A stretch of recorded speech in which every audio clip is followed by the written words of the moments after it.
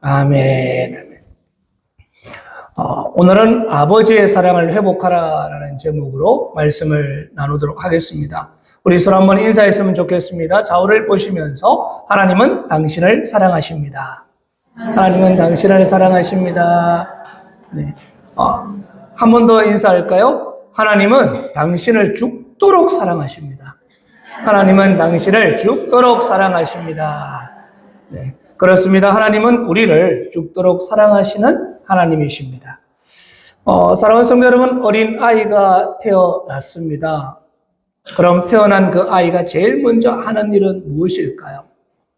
부모님을 위해서 무엇을 하는 것일까요? 아니면은 부모님의 수고를 갚기 위해서 애를 쓰는 것일까요? 갓 태어난 아이는요, 내가 어머니가 10달 동안 힘들게 내가 했으니까 이제부터 내가 어머니를 위해서 뭔가를 해야 되겠다라고 생각하지는 않습니다. 아이는 그저 부모 품에 안겨 있는 거예요. 그리고 배가 고프면 울고 졸리면 자고 부모님의 사랑과 돌봄을 받으면서 자라게 됩니다. 그런데 부모님들은 그런 것들을 부담으로 여기지 않습니다. 물론 육체적으로는 힘들 수 있습니다. 밤새 아이를 돌봐야 되고 수고해야 하지 않습니까? 육아로 조금 지치고 힘이 들 수도 있습니다. 그러나 부모의 마음에는요, 사랑이 있지 않습니까? 아이가 아무것도 할 수 없어도 부모는 그 아이를 사랑합니다. 아이가 부모에게 무엇을 해주었기 때문이 아니라 그 아이가 내 자녀이기 때문에 사랑하는 것이죠. 신앙생활도 이와 비슷합니다. 신앙의 출발은요, 내가 하나님께 무엇을 해드리는 것이 아닙니다. 하나님께서 예수 그리스도 안에서 내게 무엇을 해 주셨는지를 믿고 감사하며 누리는 데서 시작한다는 거예요. 물론 성도는 말씀에 순종해야 하죠. 또 예배도 드려야 합니다. 섬겨야 합니다. 복음을 위해서 살아야 합니다. 그러나 이 모든 것은요, 우리가 먼저 받은 사랑에서 흘러나오는 것이라는 것이죠. 사랑을 누리지 못한 순종은요, 쉽게 의무가 되어버립니다. 은혜를 잊어버린 봉사는 쉽게 부담이 되게 됩니다. 아버지의 사랑을 잃어버린 신앙은요, 어느 순간 율법적인 신앙으로 굳어버린다는 것이죠. 우리는 신앙생활을 하면서 자주 이렇게 생각합니다. 내가 무엇을 좀 더 해야 할까? 아니면 내가 뭔가 좀 부족한가? 내가 이 정도밖에 못하니까 하나님께서 나를 기뻐하시겠는가라고 생각하는 거예요. 물론 자신을 돌아보는 것은 필요하죠. 그러나 신앙의 첫 질문은 그것이 아니라는 것입니다. 신앙의 첫 질문은 하나님께서 내게 무엇을 행하셨는가? 예수 그리스도께서 나를 위해서 무엇을 이루셨는가? 나는 지금 하나님 아버지의 사랑을 누리고 있는가 하는 것입니다. 오늘 보면 로마서 5장 1에서 8절은 바로 이 사실을 우리에게 선포하는데요. 하나님께서 예수 그리스도를 통해서 우리를 의롭게 하셨습니다. 하나님과 원수되었던 우리에게 화평을 주셨습니다. 환난 중에서도 우리에게 소망을 품게 하셨습니다. 그리고 우리가 아직 죄인 되었을 때에 그리스도께서 우리를 위하여 죽으심으로 하나님께서 우리를 향한 자기 사랑을 확정하셨습니다. 오늘 말씀을 통해서 우리 안에 무거운 의무감으로 굳어져 있던 신앙이 다시 은혜를 누리는 신앙으로 회복되기를 원합니다. 또 죄책감과 불안 속에서 눌려있던 마음이 십자가 사랑 안에서 다시 평안을 얻기를 원합니다. 그리고 하나님 아버지의 사랑을 깊이 누리며 살아가는 성도님들 되시기를 주님의 이름으로 축원합니다. 먼저 본문 1절 말씀입니다. 이렇게 기록하고 있습니다. 그러므로 우리가 믿음으로 의롭다 하심을 받았으니 우리 주 예수 그리스도로 말미암아 하나님과 화평을 누리자. 바울은 먼저 그러므로라고 이야기하고 있습니다. 그러므로. 이 말은 앞에 있는 앞에 내용 설명한 복음의 내용을 그대로 받아서 지금 결론을 내는 그런 표현이죠. 로마서 앞부분은 바울은 모든 사람은 죄 아래 있다라고 말하고 있습니다. 유대인도 죄인이고 이방인도 죄인입니다. 율법을 가진 사람도 죄인이고 율법을 모르는 사람도 죄인이라고 이야기하고 있죠. 인간은 자기의 의로 하나님 앞에 설 수가 없다는 것입니다. 그런데 하나님께서 예수 그리스도를 통해서 의롭다 하심의 길을 열어주시는 것이죠. 사람이 자기 행위로 의롭다함을 받는 것이 아니라 예수 그리스도를 믿음으로 의롭다 하심을 받습니다. 여기서 의롭다 하심은 단순히 사람이 조금 나아졌다, 변화되었다 그런 뜻이 아닙니다. 하나님께서 죄인을 의롭다고 선언해 주시는 거예요. 법정 용어로 그냥 판사가 땅 두드리면서 너는 이제 의인이다라고 이야기해 주시는 것입니다. 우리가 죄가 없어서 의롭다는 것이 아닙니다. 험이 없어서 받아주시는 것도 아니에요. 예수 그리스도께서 우리의 죄를 대신 담당하셨기 때문에 그리스도를 믿는 자를 하나님께서 의롭다고 인정해 주시는 것입니다. 우리는 본래 하나님과 화평할 수 없는 존재였습니다. 성경은 우리가 죄로 말미암아 하나님과 원수된 자라고 이야기하고 있습니다. 하나님을 사랑하기보다 자기의 욕심을 따라가고 하나님의 뜻보다 자기의 뜻을 앞세우는 사람이었습니다. 하나님 없이도 살 수 있다라고 생각하는 사람이었다는 것이죠.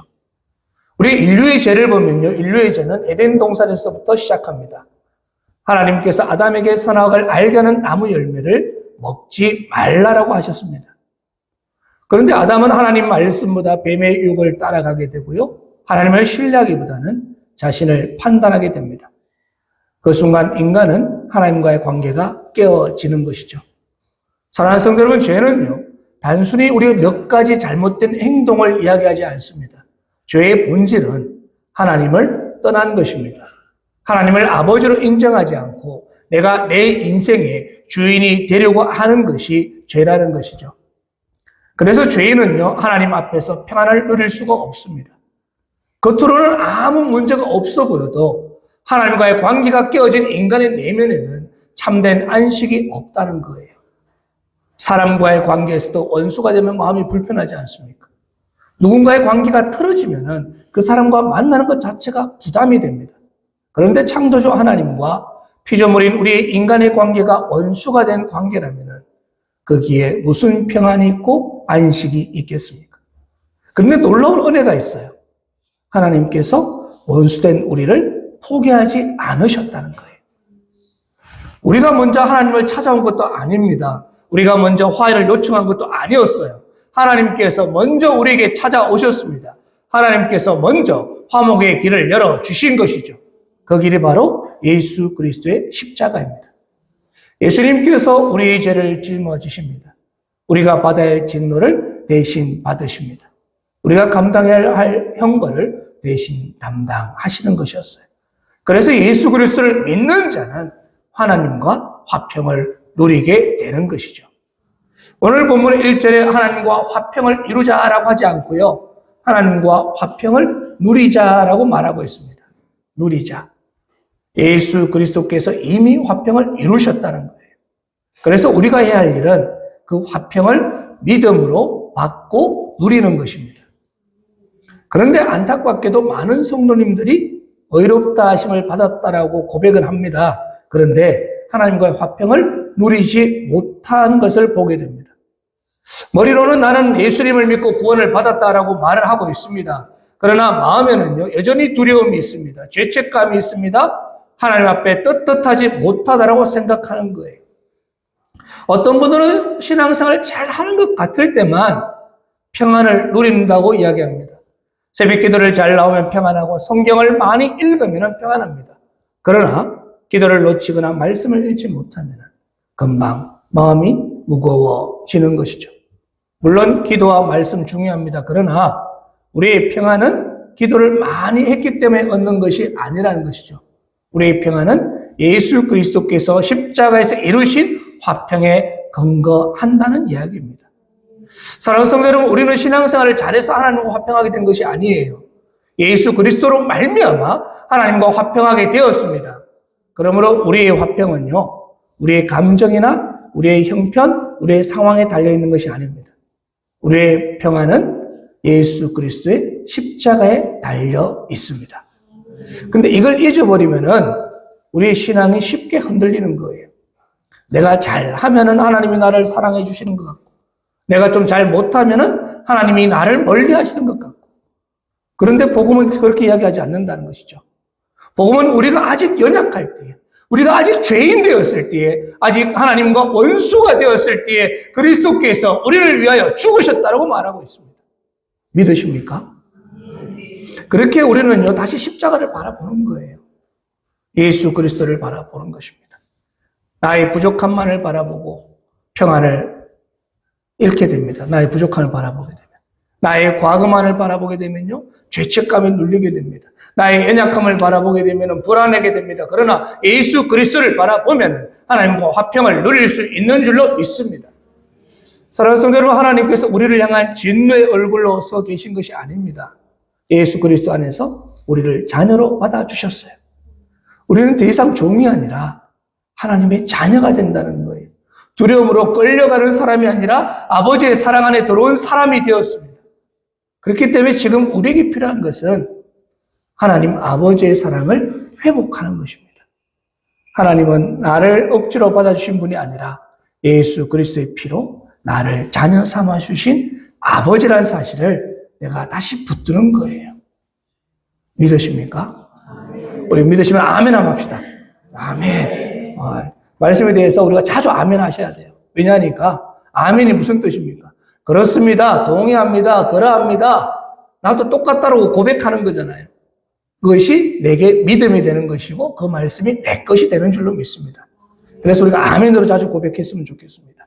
우리 본문 2절 말씀은 이렇게 기록합니다. 또한 그로 말미암아 우리가 믿음으로 서 있는 이 은혜에 들어감을 얻었으니 하나님의 영광을 바라고 즐거워하느니라. 바울은 의롭다 하심을 받은 성도가 누리는 두 번째 축복을 말하는데요. 그것은 은혜 안에 서 있는 것이었습니다.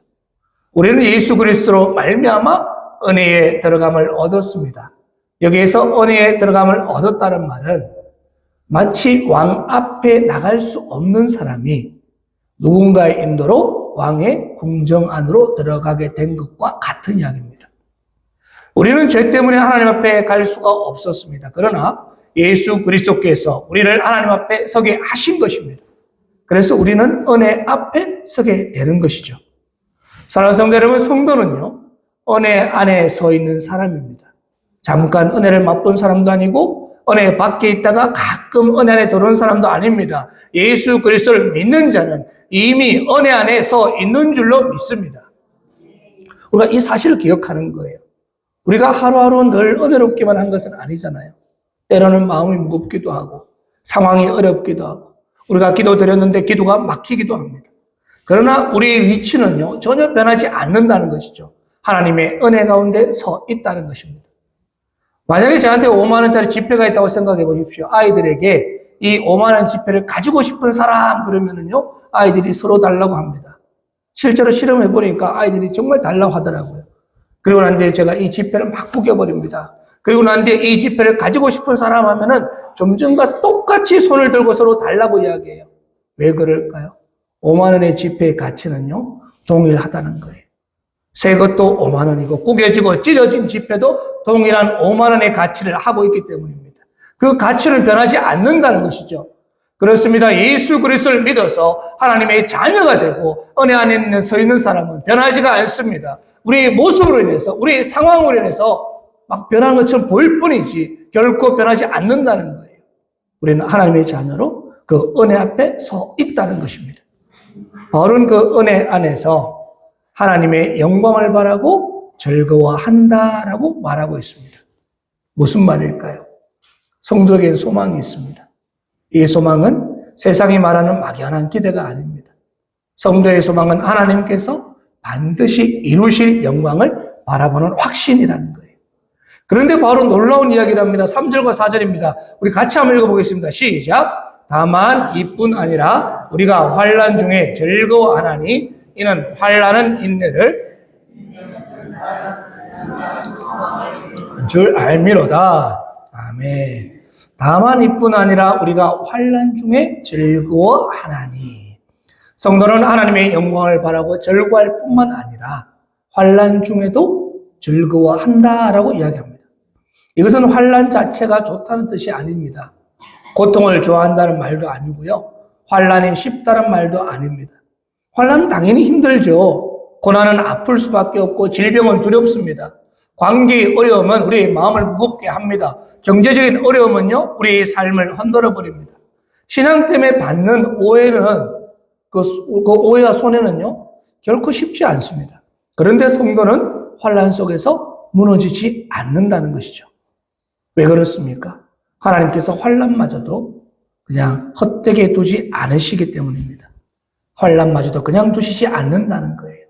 바울은 이야기합니다. 환난은 인내를 낳고 인내는 연단을 낳고 연단은 소망을 이루는 줄 안다라고 이야기하고 있습니다.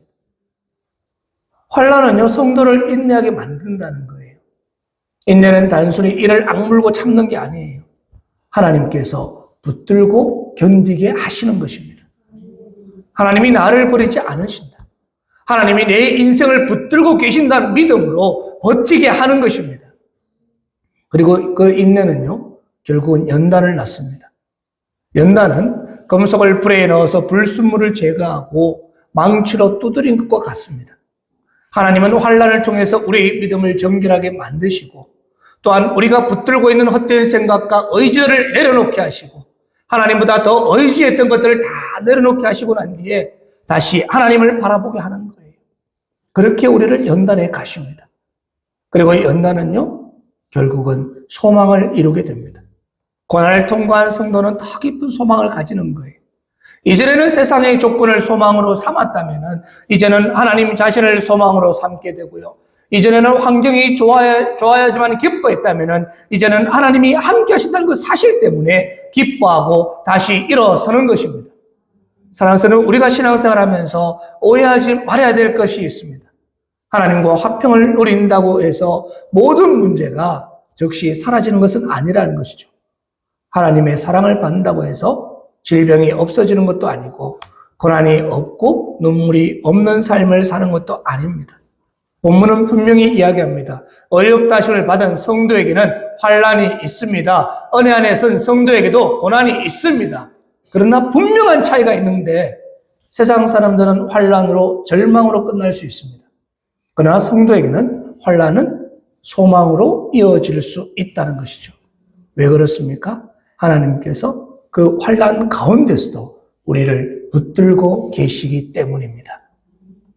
우리가 환난 중에 소망할 수 있는 이유는 내 믿음이 강해서도 아니고 내 인내심이 대단해서도 아닙니다. 나와는 관계없이 하나님의 사랑이 우리를 붙들고 계시다는 거예요. 하나님이 우리를 붙들고 계시고 우리를 인도하고 계시기 때문에 우리가 이겨낼 수 있는 것입니다. 어린아이가 병원에서 주사를 맞을 때를 한번 생각해 보세요. 우리 자녀들이 벌써 많이 컸겠지만 한 20, 30년 전에 우리 자녀들 데리고 병원에 갔을 때 주사를 맞게 되면 아이는 울게 됩니다. 아파서 우는 것도 아니에요. 그냥 부모님이 손 잡고 있습니다. 그럼에도 불구하고 아이는요, 그 상황을 이해하지 못합니다. 이 주사를 보는 것만으로도 그냥 벌써 울고 있어요. 그냥 무서워하는 거예요. 그런데 부모님은 알잖아요. 전혀 문제 없을 거라는 것을. 그리고 이 주사를 맞아야지만이 아이가 회복된다는 것을 다 알지 않습니까? 근데 부모님이 주사 맞는 아이 곁을 어떻습니까? 떠납니까? 너 혼자 주사 맞아! 그러고 막 보냅니까? 그렇지 않잖아요. 같이 계시고, 같이 옆에 있고, 같이 손잡고, 그를 달래고 위로하지 않습니까? 그것이 부모지 않습니까? 사랑하는 성도 여러분, 우리 신앙도 동일합니다. 우리는 고난의 이유를 알 수가 없습니다. 왜 이런 일이 내게 일어났는지 이해할 수 없을 때가 너무나 많다는 거예요. 그러나 분명한 사실은 하나님 아버지께서 우리 곁을 떠나지 않으신다는 것이죠. 우리를 버리지도 않으십니다. 그리고 우리가 받는 고난을 결국은 소망으로 이끌어 가신다는 것이죠. 믿으십니까? 그래서 성도는 그 고난 가운데서 이렇게 기도할 수 있는 것입니다. 하나님, 이 환난 속에서 저를 붙들어 주시옵소서. 하나님, 이 고난이 절망으로 끝나지 않게 하시고 인내와 연단과 소망으로 이어지게 해달라고 기도하는 것입니다. 아버지의 사랑을 잊지 않게 해달라고 기도할 수 있는 거예요. 사랑하는 성도 여러분, 지금 우리의 삶 가운데 환난이 있습니까? 마음이 무겁고 앞이 보이지 않고 기도해도 당장 응답이 없는 것 같습니까? 그렇다면은 오늘 말씀을 붙드시길 원합니다. 환난이 끝이 아닙니다. 하나님은 환난을 통해서 인내를 이루시고 인내를 통해 연단을 이루시고 연단을 통해 소망을 이루시는 줄로 믿습니다. 하나님 아버지의 사랑 안에 있는 성도에게 고난은요 결코 마지막이 아니라는 것이죠. 성도에게 마지막은요 소망인 줄로 믿습니다. 성도의 마지막 말은 하나님의 영광이며 우리를 향하신 하나님 아버지의 사랑입니다. 오늘 본문 5절 기록합니다. 5절 같이 한번 읽어보겠습니다. 시작. 소망이 우리를 부끄럽게 하지 아니함은 우리에게 주신 성령으로 말미암아 하나님의 사랑이 우리 마음에 부은 바 됨이니. 아멘. 바울은 성도의 소망이 부끄럽게 되지 않는다라고 말합니다. 세상의 소망은요, 사람을 부끄럽게 만들 때가 있습니다. 기대했던 일이 무너지기도 하고, 믿었던 사람이 실망을 주기도 하고, 정말 열심히 뭔가를 준비했지만 결과가 따라오지 않을 때가 있다는 것이죠. 그러나 하나님께서 준비하신 이 소망은요, 결코 우리를 부끄럽게 하지 않습니다. 왜냐하면 소망은 우리의 능력에 의한 거라 우리의 힘에 근거한 것이 아니라 하나님의 사랑에 근거하기 때문입니다. 바울은요, 하나님의 사랑이 우리 마음에 부은 바 되었다라고 고백하고 있습니다. 여기서 중요한 것은 하나님의 사랑이 조금 주어진 것이 아니라 우리에게 완전히 부어졌다는 거예요. 하나님께서 우리에게 사랑을 아끼지 않으신다는 것입니다. 예수 그리스도를 통해서 그 사랑을 보여주셨고 성령을 통해서 그 사랑을 우리 마음에 부어주시는 줄로 믿습니다. 성령님은요, 하나님의 사랑을 알게 하시는 분이지 않습니까? 우리가 머리로만 복음을 아는 데서 멈추지 않고 마음으로 하나님의 사랑을 깨닫게 하십니다. 하나님이 나를 사랑하신다는 이 사실이 단순한 교리가 아니라 내 영혼을 살리는 은혜가 되게 하신다는 것이죠. 우리가 신앙생활을 하다 보면 하나님의 사랑을 잊어버릴 때가 많습니다. 하나님이 나를 사랑하신다는 말을 듣긴 들었지만 실제 삶에서 그 사랑이 멀게 느껴진다는 것이죠.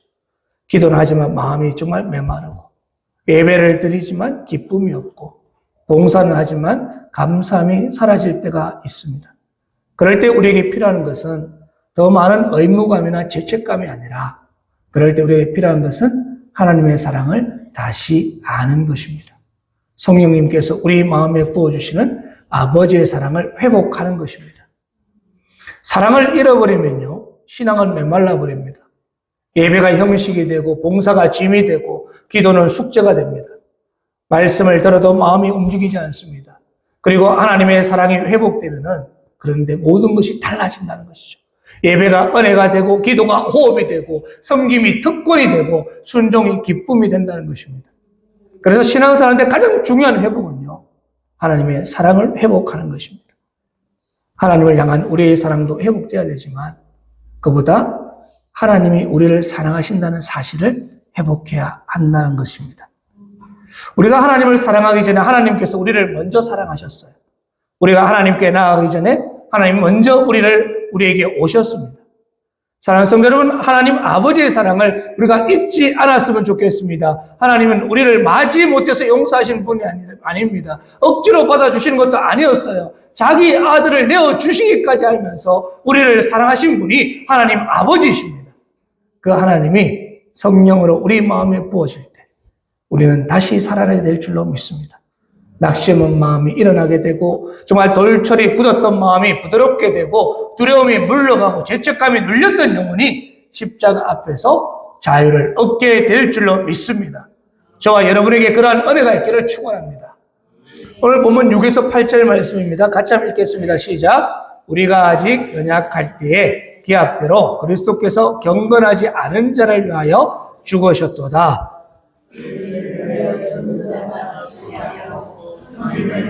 용감히 죽는 자가 혹 있거니와 우리가 아직 죄인 되었을 때에 그리스도께서 우리를 위하여 죽으심으로 하나님께서 우리에 대한 자기의 사랑을 확정하셨느니라. 아멘.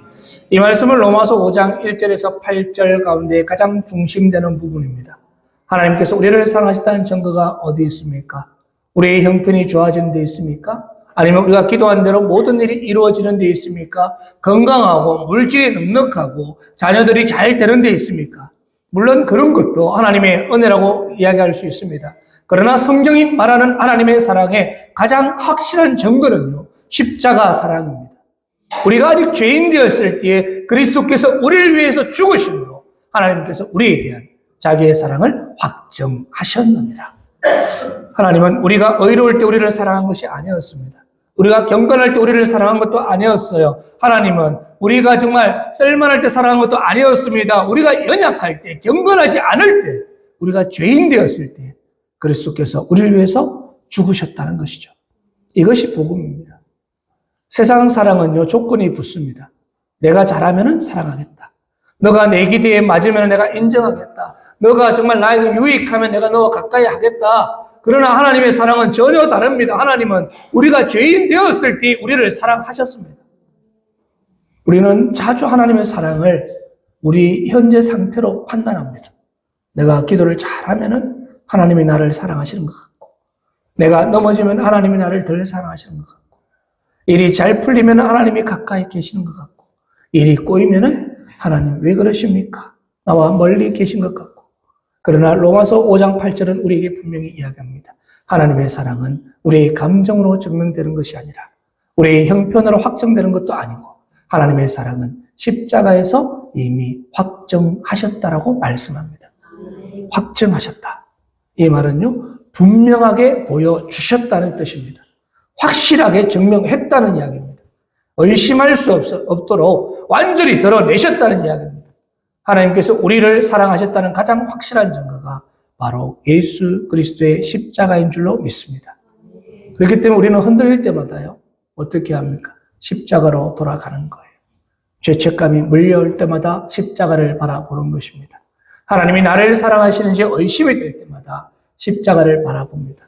환난 중에 낙심될 때도 십자가를 바라봅니다. 그러면 십자가는 우리에게 이렇게 말합니다. 하나님은 너를 버리지 않으셨다. 하나님은 너를 사랑한다. 하나님은 자기 아들을 내어주기까지 너를 붙들고 계신다라고 말씀하십니다. 너는 하나님의 자녀라고 말씀하신다는 거예요. 믿으십니까? 그런데 우리는요, 우리의 평안을 뺏는 것이 있습니다. 뭔가요? 우리의 죄책감이에요. 과거의 지은 죄가 우리의 마음을 눌러요. 세월이 지나도 잊혀지지 않는 잘못이 있습니다. 하나님께 용서받았다고 믿으면서도 마음 한구석에 여전히 자신을 정죄한다는 거예요. 그러나 성도 여러분, 예수님의 십자가는요, 우리의 죄보다 큰 줄 믿습니다. 주님의 보혈은 우리의 과거보다 강하고요, 우리가 알고 지은 죄, 모르고 지은 죄, 우리가 반복해서 지었거나 부끄러워 말하지 못하는 죄까지도 주님은 십자가에서 다 담당하셨습니다. 물론 이 말이 죄를 가볍게 여기라는 말은 아닙니다. 죄는 반드시 회개해야 되고 죄는 미워해야 합니다. 그러나 회개한 죄를 계속 붙들고 자신을 정죄하며 살아가는 것은 복음을 온전히 누리지 못하는 것이라는 것입니다. 하나님께서 용서하신 죄를 내가 계속 붙들고 있다면 우리는 십자가의 은혜보다 내 감정을 더 크게 여기고 있다는 것입니다. 또 하나는 우리의 평안을 빼앗는 것은요, 자신의 연약함에 대한 실망입니다. 우리는 하나님의 자녀답게 살고 싶습니다. 온유하고 싶고 겸손하고 싶습니다. 말에 실수하지 않고 싶습니다. 사랑으로 다 품고 싶습니다. 그런데 현실의 나는 어떻습니까? 자주 넘어집니다. 쉽게 화를 내고 짜증을 냅니다. 마음이 좁아집니다. 생각과 말과 행동에서 거룩하지 못한 모습이 보일 때가 있습니다. 그럴 때 사탄은 우리를 정죄하면서 이야기하죠. 너가 그래도 성도냐? 너가 그래도 직분자냐? 너가 그래도 하나님을 믿는 사람이냐라고 이야기합니다. 그러나 우리는 그 정죄에 끌려가지 않아야 된다는 것이죠.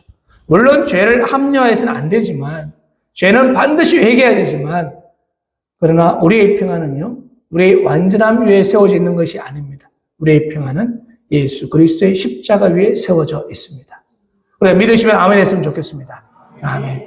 바울도요, 자기 안에 연약함을 고백합니다. 로마서 7장을 가면은 바울은요, 내가 원하는 바 선은 행하지 아니하고 도리어 원하지 아니하는 바 악을 행하는도다라고 말하면서 탄식합니다.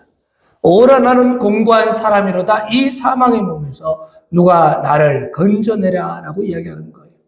자신도 자꾸 악을 짓고 죄를 짓는다라고 이야기하고 정말 죽을 수밖에 없는 몸이라고 탄식을 한다는 것이죠. 그런데 바울은 거기서 끝나지 않습니다. 그 다음 절에 고백해요.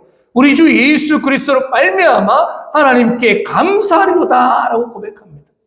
예수 그리스도로 말미암아 감사하다. 결국 답은 어디에 있다는 거예요? 자기 안에 있는 것이 아니라 예수 그리스도께 있었다는 것이죠. 사랑하는 성도 여러분, 우리도 마찬가지입니다. 우리도 나를 바라보면요, 낙심하게 돼요. 나의 과거를 바라보면 부끄러워지고 나의 현재를 바라보면 너무나 답답하지 않습니까? 그러나 예수 그리스도를 바라보면은 다시 일어날 수 있습니다. 십자가를 바라보면은 아버지의 사랑을 회복할 수 있습니다. 하나님은 우리가 완전해서 살아가는 것이 아닙니다. 우리가 아직 죄인 되었을 때 그리스도께서 우리를 위해서 죽으셨습니다. 그러므로 우리는 그 사랑 안에서 다시 일어서는 것입니다. 사랑하는 성도 여러분, 오늘 본문 말씀은 단순한 교리 설명이 아닙니다. 이 말씀은 우리가 어떤 신앙생활을 해야 되는지 우리에게 말하고 있는 거예요. 어렵다 하심을 받은 성도는 하나님과 화평을 누려야 하고, 은혜 안에 선 성도는 환난 중에 소망을 품어야 하고, 성령으로 하나님의 사랑이 부어진 성도는 십자가에서 확정된 아버지의 사랑을 붙들고 살아야 합니다. 그렇다면 구체적으로 우리가 어떻게 살아야 할까요? 첫 번째로 보면까요, 신앙생활보다 신앙생활 의무보다는 은혜에서 시작해야 합니다. 은혜. 내가 무엇을 해야 하는 것도 중요하지만 하나님께서 나에게 무엇을 행하셨는가, 그것을 기억하는 것입니다. 하나님께서 나를 어렵다 하셨습니다. 하나님께서 나와 화평을 이루셨습니다. 하나님께서 나에게 은혜를 베풀어 주셨습니다. 하나님께서 성령으로 우리에게 사랑을 부어 주셨습니다. 하나님께서 그 사랑으로 그 십자가 사랑을 우리에게 확정하셨습니다. 이 은혜를 기억할 때 우리는 예배가 달라지는 거예요. 섬김이 달라지고 기도가 달라진 줄 믿습니다. 순종이 달라지고 억지로 끌려가는 신앙이 아니라 받은 사랑을 감사하며 반응하는 신앙이 되는 것이죠. 그리고 두 번째는 죄책감이 아니라 십자가를 붙드는 것입니다. 우리 죄는 결코 작지 않습니다. 그러나 십자가의 은혜는 더 크다는 거예요. 우리의 과거는 무겁습니다. 그러나 예수 그리스도의 보혈은 더 강합니다. 그러므로 십자가의 죄에 계속 묶여 살지 않기를 원합니다. 주님이 우리를 용서하셨다면 그 은혜를 믿음으로 받아들이는 것이죠. 그리고 세 번째는 환난 속에서 소망을 잃지 않는 것입니다.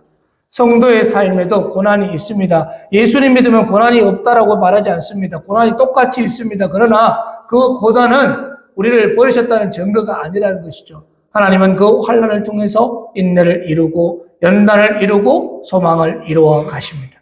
지금은 이해가 되지 않아도 아버지의 손은 우리를 붙들고 계신 줄로 믿습니다. 그리고 네 번째, 성령 안에서 의와 평강과 기쁨을 누려야 합니다. 로마서 14장 17절을 보면은 하나님의 나라는 먹는 것과 마시는 것이 아니요 오직 성령 안에 있는 의와 평강과 희락이라고 말씀하고 있습니다. 예수를 믿는 성도는 죽어서만 천국을 누리는 것이 아니라 이 땅에서도 성령 안에서 하나님 나라를 맛보며 살아간다는 것이죠. 하나님 나라는 의의 나라입니다. 그렇기에 우리는 불의와 타협하지 않는 거예요. 세상이 다 그렇게 산다고 해도 성도는 하나님 뜻대로 살아가는 것입니다. 세상은 다 그냥 속이고 살아간다고 하더라도 우리는 그렇게 살지 않는 것이죠. 또한 하나님 나라는 평강의 나라입니다. 하나님과 화평을 누리는 성도에게는 세상이 줄 수 없는 평안을 주신다는 거예요. 세상이 주는 평안은요, 누구나 다 줄 수 있습니다. 그러나 하나님은 세상이 줄 수 없는 평안을 우리에게 주시는 줄로 믿습니다. 또 하나님 나라는요, 희락의 나라입니다. 성령님께서 우리 안에 가시면은 환경을 뛰어넘는 기쁨이 있습니다. 사랑하는 성도 여러분, 우리가 이 땅에서 신앙생활 하면요, 가장 억울한 일이 무엇입니까? 예수님을 믿고도 아버지의 사랑을 누리지 못하는 거예요. 어렵다 하심을 받았는데도 불구하고 여전히 죄책감에 묶여 사는 것입니다. 화평하게 되었는데도 불구하고 두려움 속에 사는 것입니다. 은혜 안에 서 있는데도 불구하고 은혜 밖에 서 있는 사람처럼 사는 것입니다. 우리가 이제 다시 한번 회복했으면 좋겠습니다. 아버지의 사랑을 회복하고 십자가에서 확정된 사랑을 다시 붙들기를 간절히 원합니다. 말씀을 맺습니다. 오늘 본문은 분명하게 말합니다. 우리는 믿음으로 의롭다 하심을 받았습니다.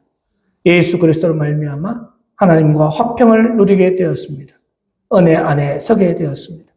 하나님의 영광을 바라고 즐거워하게 되었습니다. 환난 중에도 소망을 품을 수 있게 되었습니다. 성령으로 하나님의 사랑이 우리 마음에 부어졌습니다. 그리고 우리가 아직 죄인 되었을 때 그리스도께서 우리를 위해서 죽으심으로 하나님께서 우리를 향한 자기 사랑을 확증하셨습니다. 그렇게 우리 사랑하는 성도 여러분, 다시 아버지의 사랑을 회복하시기 바랍니다.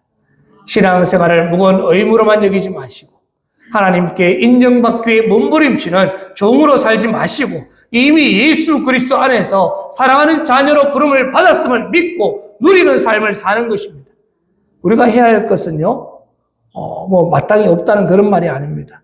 오히려 아버지의 사랑을 누리는 자가 더 기쁨으로 순종할 수 있고, 오늘을 아는 자가 더 감사할 수 있고, 십자가 사랑을 붙드는 사람이 더 담대하게 환난을 견딜 수가 있습니다. 오늘 우리 마음에 이런 고백이 회복되길 원합니다.